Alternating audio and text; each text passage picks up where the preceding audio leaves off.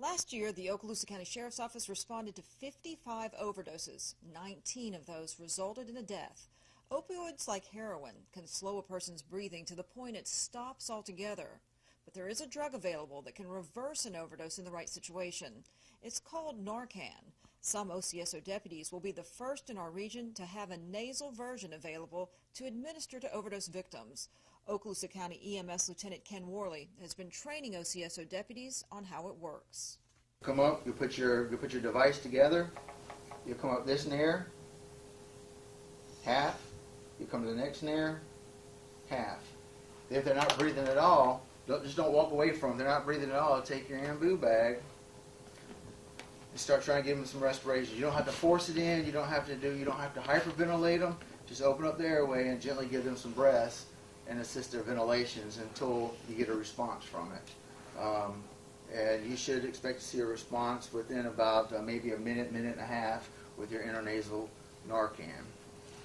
Narcan is harmless. Deputies often arrive to a scene before paramedics, and they may find an overdose victim has shallow breathing or isn't breathing at all. And that's where you guys come into place on instances where we're not there first. Maybe it's an unsecure scene, potential threat. We're going to echo response, wait for you guys to make sure the scene's secure. And then once y'all do that, y'all can bring us in. But that little bit of time in between there, if that patient's not breathing, he may not have been breathing several minutes before y'all got there.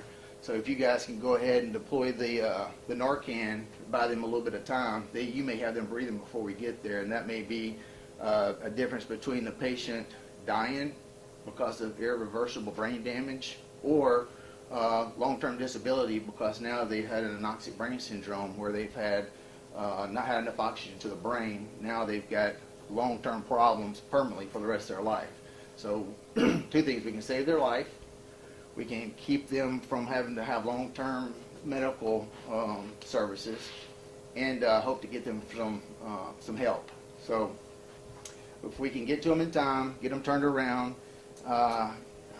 get them conscious, resuscitate them, you guys will we'll be transporting them, but the sheriff actually said that under no circumstances are we going to be leaving them on scene. Narcan typically does not outlast the opioid overdose, so they can go back into an unconscious state or a respiratory arrest state. So you guys will most likely be marksman acting them. And then when y'all do that, we'll be able to take them against their will to a medical facility to hopefully get them help.